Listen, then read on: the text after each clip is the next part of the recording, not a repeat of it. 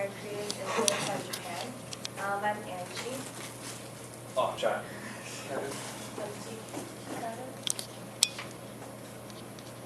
Okay, so I'm going to start us off with basically a brief history of stuff we've covered in the class before, and this is pertaining to mainly when Korea was being colonized by Japan. That's kind of just a brief history and kind of how a lot of Japanese influences came over to Korea during this time period. This one specifically actually went very early in the colonization. It's with the censorship of the newspapers and stuff, and where as in 1907, like the Japanese were doing a pretty good job of just censoring a lot of like Korean newsprint and a lot of Korean media. But as time went on, like the laws became more and more lax, and then the Koreans were able to, publish more of their magazines and their newspapers that they wanted to. But during the time where in the earlier period where they were censoring it, I believe there was only one or two approved newspapers that were able to be published in Korea. Later on, when World War II was starting with all the nations and stuff, the censorship laws increased drastically, so the Koreans were not able to really publish any print media that was not really helping influence, without the influence of Japanese inside that print media. This is important as well because this is during World War II, and the Koreans were actually a large bit of participation in this war. While they did not have a huge presence necessarily in numbers during this part in the draft, the Japanese would take over, they took over 1 million Koreans and they tested them, and only about 200,000 got into the military. And there was many reasons for this. One, the Japanese didn't exactly trust the Koreans to have them have a huge stance in their military. It also came down to the fact that this was kind of like a power kind of struggle with them, and the Japanese kind of wanted to show possession and power over the Koreans during this time. And as you can see, this is a propaganda poster and whatever of like the Koreans and the Japanese working together, and it's overall. The worst part about it is after the war ended, a lot of these Koreans were tried for war crimes, even though they were forced to participate in the war that they originally did not want to. And that's a big deal when it comes to looking at the outcome of Japanese and Korean relations during World War II. This is a big part in one thing that Japan had brought over to Korea, and it actually improved, one of the few, that it actually improved Korea's education system. While there was some negative blows that came with it, for example, Koreans were not really able to use their original tongue. They were forced to learn Japanese in their schools rather than being able to freely speak Korean. The positive things that came about it is the original Korean school system was not exactly a completely positive and productive system. And after the Japanese incorporated their system, while they were having high literacy in Japanese, at least there was literacy present, rather than, as you can see in these statistics, Korean literacy before this movement and this measure came about was actually only about 22%, and afterwards it was about 87%. And this is one of the few things that I think really came positively with the Japanese colonization of Korea. Other than that, a lot of it came with strong discrimination of how strong propaganda used in the Korean schools, and the Koreans were having a strong culture shock, whereas a lot of their cultural habits and a lot of their cultural and desires to learn about their old country was removed, and instead they were focusing on Japanese language and history and whatnot. This is a language society that was developed during this time and is still existent today. It's the Korean Language Society, and basically this society was created at this time during the periods where the Japanese were forcing the Koreans to speak Japanese and learn Japanese as a response to preserve their language. Because during this time, the Japanese made Korean an elective instead of a primary language. So the Koreans this is basically more or less just a response to preserve their culture of what they had left. And lastly, they affected the religion. They came in and they destroyed a lot of the Korean famous places.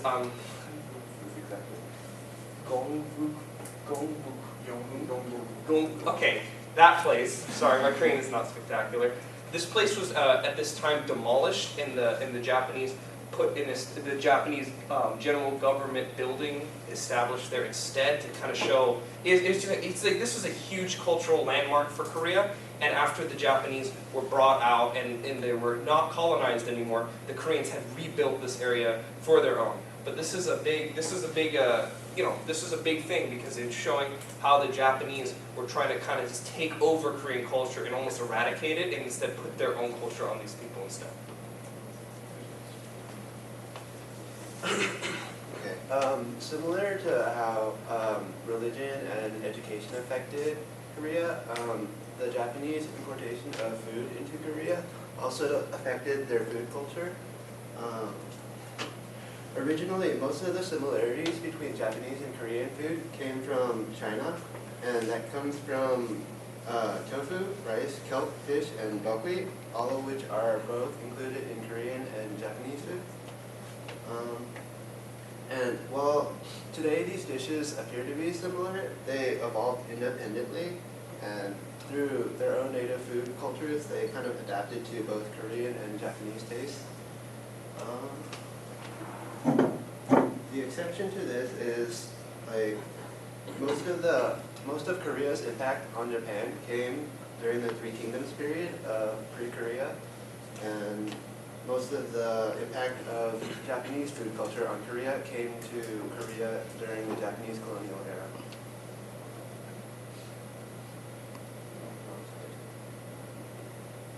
The examples of these are sul, which was brought to Japan during the Three Kingdoms period by King Ingwon.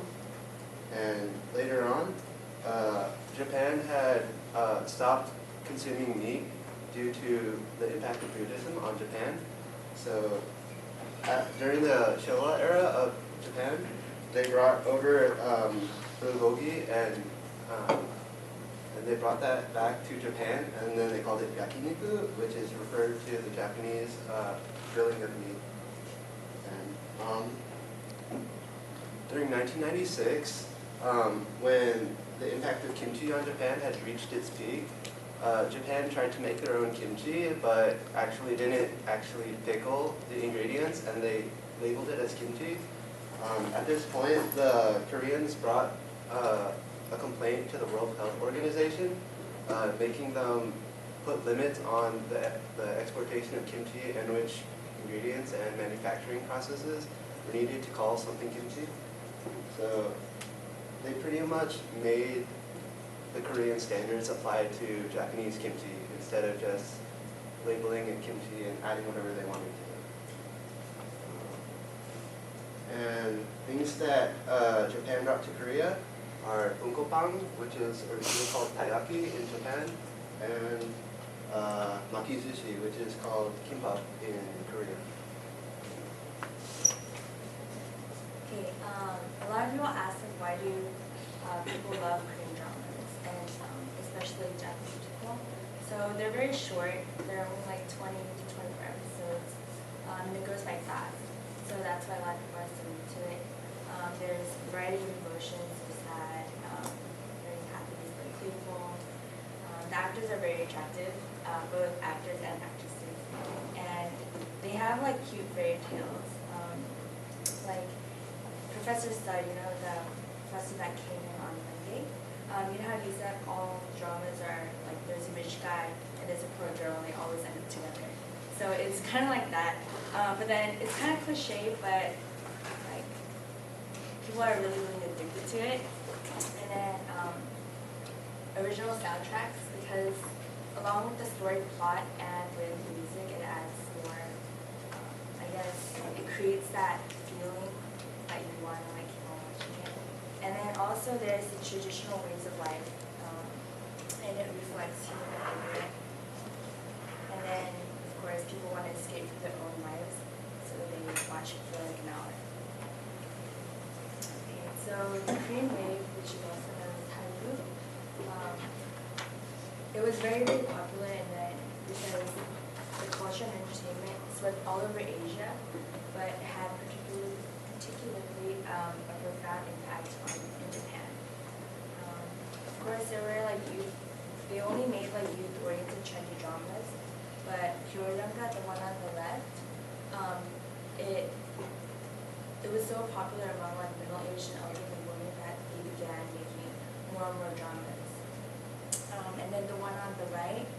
sorry, the one on the left. That's Jewel in the Palace, also known as Tejakyo. If you guys have a chance of watching a drama, those two are really well done. And so another reason why people love it is because it creates a nostalgia for the period of romance between the middle-aged and the elderly.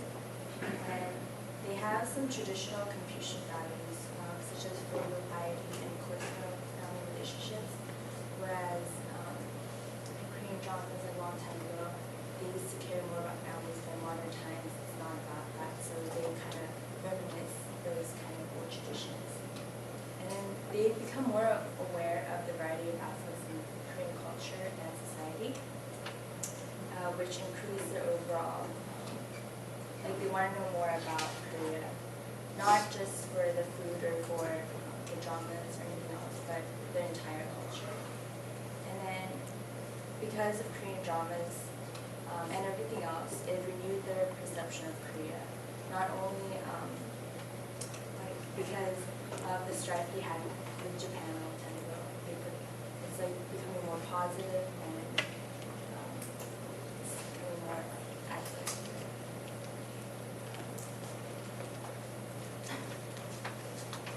As we all know, the plastic surgery is very popular in Korea, and Korea is currently the most top country with the highest number of the people who take the plastic surgery. And the latest status shows around 20% of the Korean teenagers and young people take at least one or two plastic surgery. And the Korean celebrities is very important for the Korea, so the Korean people also would like to take the plastic surgery for their Korean celebrities. The Japanese tend to love the Korean cultures, and therefore this has prompted the cultural influences.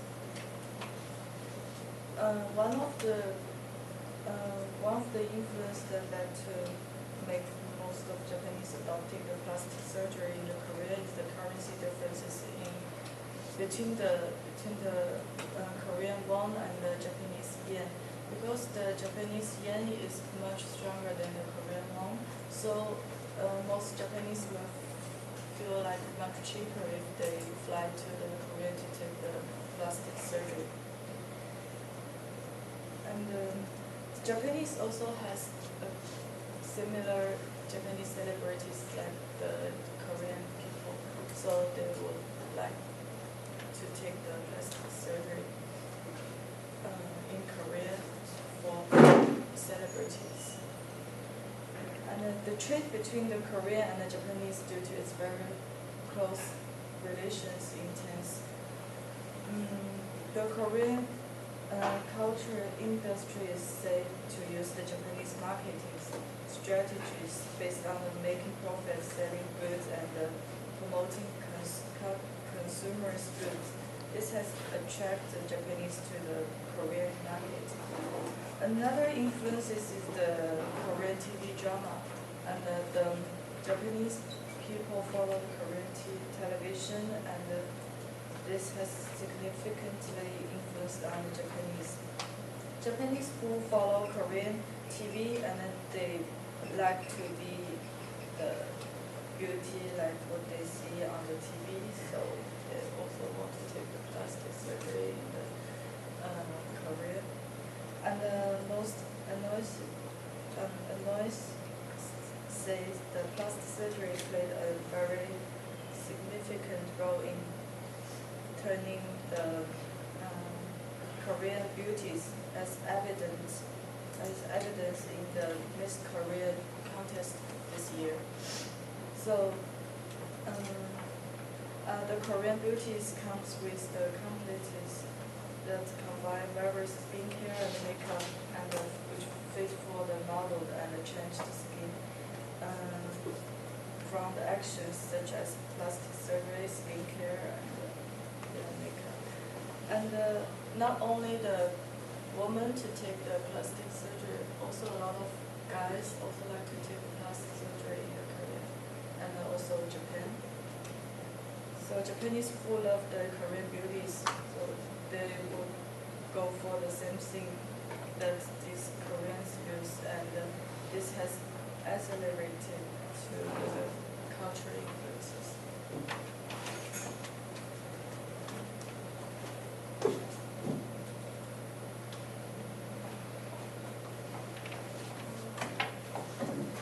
So K-pop has made an influence on Japanese culture. I'm going to go over some K-pop artists such as Girls' Generation, SHINee, Boyfriend, Jeju, and BoA.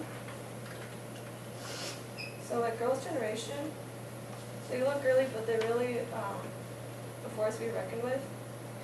They've been around for quite a while, and they're not going to slow down.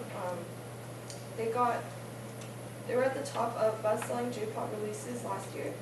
With the album, it was Girls' Generation 2, Girls in Peace, and for the singles, it was Paparazzi.